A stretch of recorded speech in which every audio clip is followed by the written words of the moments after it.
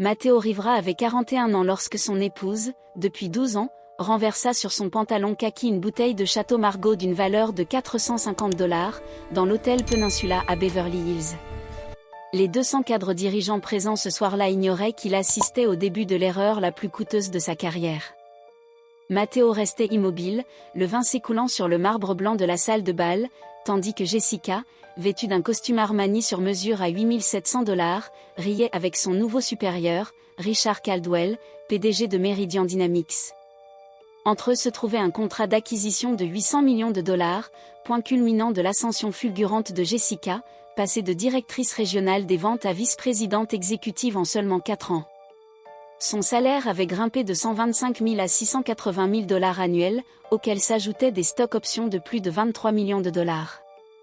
Elle avait gagné chaque avancée grâce à son travail intense, à ses stratégies méticuleuses et à sa détermination, n'hésitant pas à dépasser quiconque se trouvait sur son chemin, y compris Matteo. « Oh, Matteo, toujours aussi maladroit », dit-elle sans même le regarder en signant la dernière page de l'accord de fusion. « C'est le plus grand jour de ma carrière et tu ne peux pas tenir un verre correctement. Va te nettoyer, s'il te plaît. Nous sommes en pleine négociation importante. » Quelques rires discrets suivirent. Matteo reconnut des membres du conseil de Caldwell Industries, les banquiers de Goldman Sachs qui avaient structuré l'accord, ainsi que l'équipe dirigeante de Vertex Solutions. Tous avaient vu que Jessica avait laissé tomber le verre volontairement. Ils avaient aussi remarqué la chemise simple de Matteo, sa montre à $89 et l'air réservé d'un homme qui ne semblait pas appartenir à cet univers de jets privés et de bonus à 7 chiffres. Mais aucun ne savait ce que Jessica elle-même ignorait. Matteo n'était pas un simple consultant informatique gagnant $73 000 par an, comme elle le présentait. Il était en réalité l'actionnaire principal et le fondateur silencieux de Caldwell Industries, un fonds d'investissement de $4,2 milliards. Le contrat qu'elle signait avec tant de fierté allait provoquer des conséquences qu'elle n'imaginait même pas. Mais Matteo ne comptait rien révéler ce soir-là. Il préparait ce moment depuis 18 mois, depuis la soirée où il était rentré plus tôt et avait surpris Jessica discutant avec son avocat pour organiser un futur divorce dès que ses stock options seraient officiellement acquises 3 semaines après l'acquisition en cours. « Bien sûr, chérie », répondit Matteo calmement en prenant une serviette. « Je vais attendre dans le hall. »« Inutile, rentre plutôt en voiture de service », répondit Jessica en serrant la main de Richard Caldwell. « Je rentrerai plus tard. » Matteo jouait parfaitement son rôle, celui qu'il tenait depuis 4 ans, tandis que Jessica gravissait les échelons en oubliant celui qui avait soutenu ses études de commerce, payé ses dettes, déménagé 3 fois pour sa carrière et l'avait accompagné discrètement dans chaque étape. Il quitta la salle de bal, l'humiliation brûlant dans sa poitrine, l'image même que Jessica souhaitait renvoyer. Dans l'ascenseur, il envoya un message, lancer la phase 2. Acquisition approuvée. Exécuter la clause Zimmermann. Le message était adressé à Sandra Okono, avocate spécialisée, responsable depuis 14 mois de préparer la stratégie de Matteo. La fameuse clause Zimmermann, dissimulée dans la sous-section 12.4c du contrat de fusion, prévoyait que tout cadre de Vertex initiant une procédure de divorce dans les 24 mois suivant l'acquisition perdait automatiquement l'ensemble de ses stock options et primes liées à la fusion, qui seraient transférées à Caldwell Industries. Une clause légale discrète, inspirée de David Zimmerman, mentor de Matteo, qui lui avait appris que la vengeance la plus efficace dans les affaires était celle que personne ne voyait venir. L'histoire de Matteo et de Caldwell Industries remontait à 19 ans, à Stanford, où il avait développé un algorithme capable d'anticiper les opportunités d'investissement 6 mois avant les autres. Avec son colocataire Richard Caldwell, héritier disposant de moyens financiers importants, ils avaient créé le fonds. Matteo apportait les analyses et Richard l'image publique. L'accord donnait 60% à Matteo, dissimulé derrière des trusts approuvés par la SEC. En presque 20 ans, le fonds était passé de 12 millions à 4,2 milliards. Les décisions importantes venaient de Matteo, tandis que Richard représentait la société. Puis Matteo avait rencontré Jessica en 2012. Brillante, ambitieuse, charismatique. Il l'avait épousée 8 mois plus tard. Par prudence, et pour tester la sincérité de leur relation, il ne lui avait jamais révélé sa véritable fortune. Au fil du temps, il aimait être sous-estimé et préférait rester dans l'ombre. Il l'avait même aidé en secret à décrocher son poste chez Vertex grâce à ses relations. Leur mariage avait tenu jusqu'au jour où, 18 mois plus tôt, Matteo l'avait entendu expliquer à une amie qu'elle prévoyait de divorcer dès que ses stock options seraient acquises, estimant qu'elle avait évolué, et que Matteo ne correspondait plus à son niveau de vie. Elle préparait cette séparation avec un avocat spécialisé, espérant réduire la part qui lui serait due. Ce soir-là, Matteo avait pris 3 décisions. 1. La laisser aller au bout de son plan sans intervenir. 2. S'assurer que l'acquisition se réalise, pour qu'elle obtienne les options, et les perde selon la clause qu'elle ignorait. 3. Lui donner une leçon non pas par vengeance personnelle, mais par stratégie professionnelle, la seule langue qu'elle respectait. Avec Sandra Okono, il avait passé des mois à structurer l'accord, préparer les documents, et intégrer la clause qui scellerait le destin financier de Jessica. Cette clause, noyée dans un langage juridique standard sur la stabilité des dirigeants après une fusion, avait été approuvée sans difficulté. Elle serait cependant dévastatrice pour Jessica. Ce qui rendait la situation particulièrement marquante, c'est que Matteo avait veillé à ce que Jessica soit désignée comme dirigeante principale dans l'accord de fusion.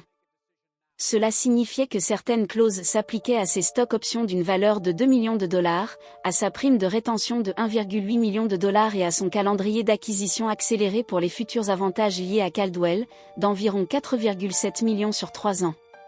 Si Jessica déposait une demande de divorce avant novembre 2026, ce qu'elle envisageait selon les propos adressés à son avocate, elle perdrait 8,8 millions de dollars.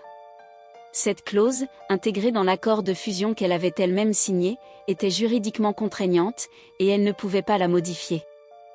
Mais Matteo ne s'était pas arrêté là. Sandra, leur conseillère juridique, avait préparé ce qu'elle appelait « l'option ultime », une divulgation complète de la valeur nette réelle de Matteo et de sa participation dans Caldwell Industries, à révéler lors de la procédure de divorce. En vertu de la loi californienne sur la communauté de biens, Jessica aurait eu droit à la moitié des actifs acquis pendant le mariage. La propriété initiale de Caldwell appartenait à Matteo avant leur union, mais les revenus générés pendant leurs 12 années de vie commune étaient considérés comme des biens communs. Sandra avait estimé que la part équitable revenant à Jessica aurait été d'environ 127 millions de dollars, incluant l'appréciation des parts de Matteo, la maison, les véhicules et d'autres actifs. Cependant, l'ironie était que si Jessica poursuivait son projet de divorce tout en se présentant comme la personne aux revenus les plus élevés du couple, elle aurait déjà perdu les 8,8 millions associés à la fusion. Elle aurait entamé la procédure en ayant elle-même provoqué une perte importante. Et lorsque Matteo révélerait sa véritable situation financière, elle comprendrait qu'elle aurait pu bénéficier de plus de 127 millions de dollars en restant mariée. L'impact émotionnel serait immense. Matteo avait passé 18 mois à préparer chaque étape. Il avait encouragé Jessica à accepter le poste de vice-présidente exécutive chez Vertex et avait discrètement contribué à convaincre Richard Caldwell de considérer Vertex comme une acquisition judicieuse. Il avait supporté les remarques dévalorisantes adressées à son égard lors des événements professionnels, tout en sachant que l'accord que Jessica célébrait était rendu possible par l'entreprise qu'il possédait. 3 jours après la signature de l'accord, Matteo était dans leur maison de Pasadena tandis que Jessica se préparait pour sa première réunion officielle chez Caldwell Industries. Lorsqu'il reçut un message de Richard confirmant la réunion du conseil, Matteo répondit qu'il était prêt à ne plus rester dans l'ombre. Pendant 19 ans, il avait laissé Richard être le visage de l'entreprise, préférant agir discrètement. Mais l'attitude de Jessica ces derniers mois avait ravivé un désir de transparence et de reconnaissance. La réunion d'intégration commença à 10 h dans la salle du conseil du 42e étage. Matteo, discret mais impeccable, rejoignit les autres membres du conseil qui connaissaient déjà sa véritable position. Lorsque les dirigeants de Vertex arrivèrent, Jessica prit place sans prêter attention à Matteo. Puis Richard prit la parole pour présenter celui qui avait joué un rôle déterminant dans la réussite de l'entreprise. Lorsque Jessica aperçut Matteo se lever, portant un costume coûteux et présenté comme cofondateur et actionnaire majoritaire, son expression changea radicalement. Les dirigeants de Vertex furent surpris, ils pensaient que Matteo travaillait simplement dans le domaine technique.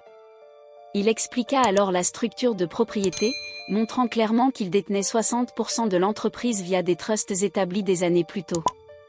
Il annonça également qu'il deviendrait désormais plus visible dans les opérations. Jessica, bouleversée, demanda à lui parler en privé, mais Matteo proposa de terminer la réunion avant toute discussion. Il dévoila ensuite la clause contractuelle précisant que tout dirigeant initiant une procédure de divorce dans les 24 mois suivant la fusion perdrait ses primes et stock options. L'information laissa Jessica sans voix. Après la réunion, il l'accompagna à son bureau au 45e étage, où elle réalisa l'ampleur de ce qu'elle ignorait. Matteo lui expliqua pourquoi il n'avait jamais évoqué sa fortune, souhaitant être aimé pour ce qu'il était plutôt que pour ses biens. Il lui révéla qu'il avait soutenu toute sa carrière en coulisses, lui ouvrant des opportunités professionnelles dont elle n'avait jamais soupçonné l'origine. Lorsque Jessica lui demanda pourquoi il avait révélé tout cela devant le conseil, Matteo fit écouter un enregistrement de propos qu'elle avait tenus, où elle exprimait son intention de divorcer depuis longtemps. Il lui expliqua calmement qu'il était au courant de ses démarches et qu'il avait choisi de ne plus ignorer la situation. La réalité de ses choix et de leurs conséquences se présentait désormais clairement devant elle. Le mariage de Matteo et Jessica traverse une crise profonde. Matteo explique que sa propriété de Caldwell Industries date d'avant leur union, mais que son appréciation pendant leurs 12 années de vie commune environ 254 millions de dollars constitue un bien commun, ce qui ferait théoriquement de la part équitable de Jessica environ 127 millions, en plus de la moitié de leur maison et d'autres actifs mineurs.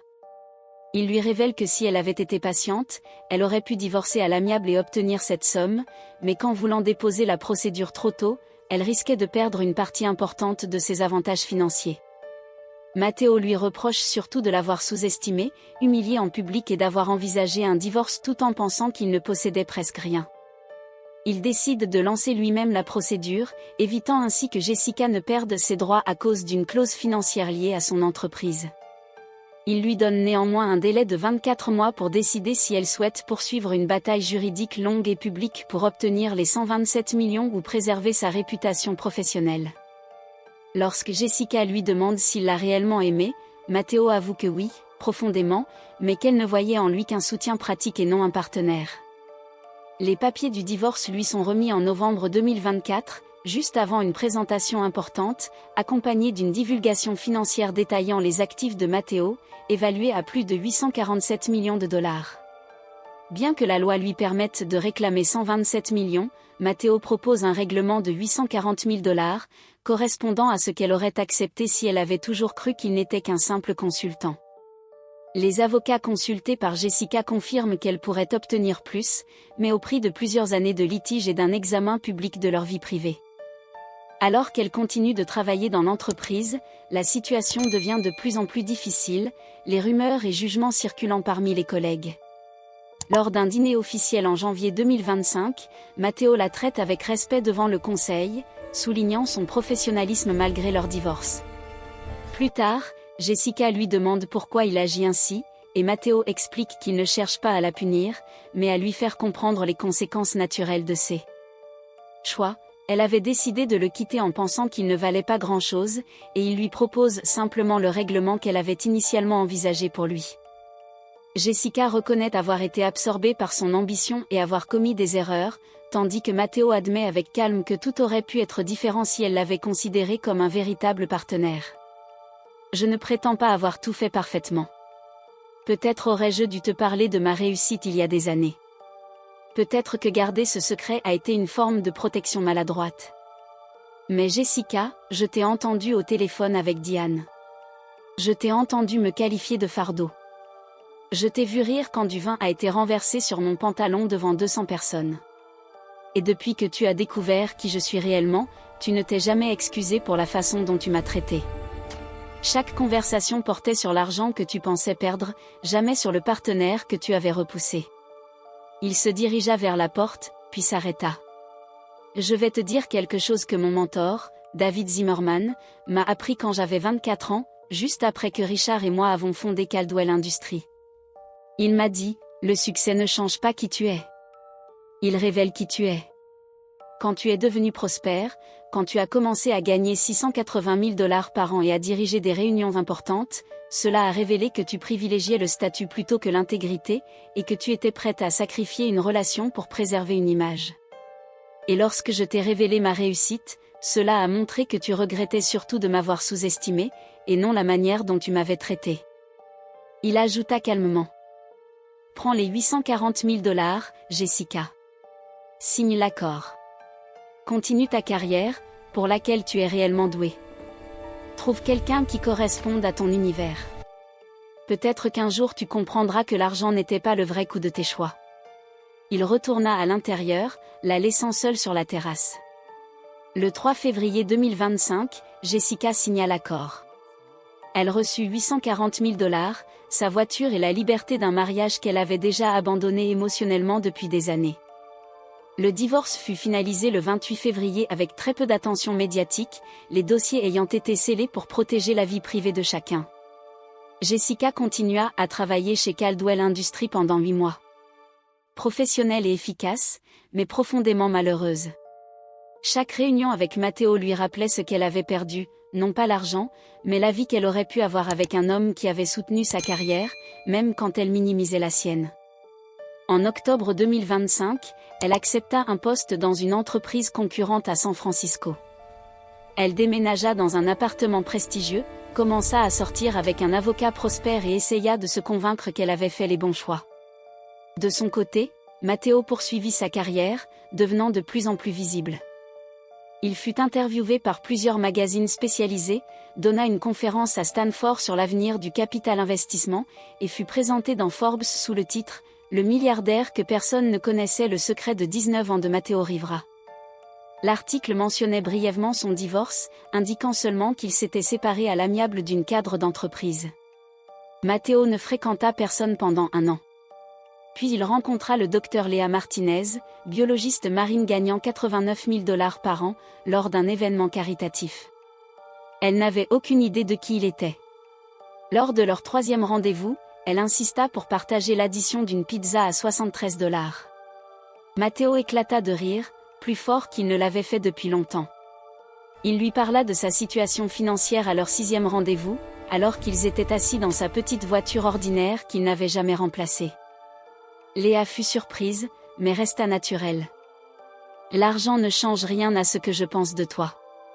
Ça veut juste dire qu'on pourra commander une meilleure pizza la prochaine fois, plaisanta-t-elle. Ils se fiancèrent 11 mois plus tard.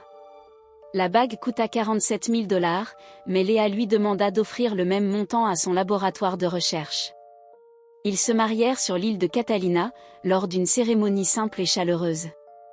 Matteo n'avait jamais été aussi heureux. En 2027, Jessica découvrit l'annonce du mariage dans la presse. Elle vivait à San Francisco, fiancée à son compagnon, préparant un mariage coûteux et prestigieux. En voyant la photo de Matteo et Léa sur une plage, lumineux et heureux, quelque chose se brisa en elle. Elle réalisa que Matteo avait raison, ce qu'elle avait perdu n'était pas 127 millions de $, mais un partenaire qu'il avait aimé avant tout succès, qui avait célébré ses victoires sans jamais réclamer de reconnaissance. Elle envoya une carte, la seule communication depuis le divorce. « Je suis désolée. Pas pour l'argent. Pour tout le reste. J'espère que tu es heureux. Tu le mérites. » Il reçut la carte pendant sa lune de miel. Après un long moment de réflexion, il déclara : « Certains chapitres n'ont pas besoin d'un épilogue. Ils doivent simplement se terminer. » Il la déposa dans la boîte de recyclage, puis rejoignit sa femme pour admirer le coucher de soleil. Parfois, la meilleure revanche n'est pas la vengeance, mais de laisser les autres faire face aux conséquences de leurs actes pendant que vous avancez vers une vie qu'ils ne peuvent plus atteindre. Matteo avait appris que l'amour sans respect ne vaut rien, que la transparence est essentielle, et que la bonne personne se soucie de qui vous êtes, pas de ce que vous valez. Quant à l'argent que Jessica aurait pu obtenir, Matteo en fit don à des bourses destinées aux étudiants issus de milieux modestes, comme lui autrefois. Il nomma le fonds en hommage à son mentor, celui qui lui avait appris que le succès révèle le caractère.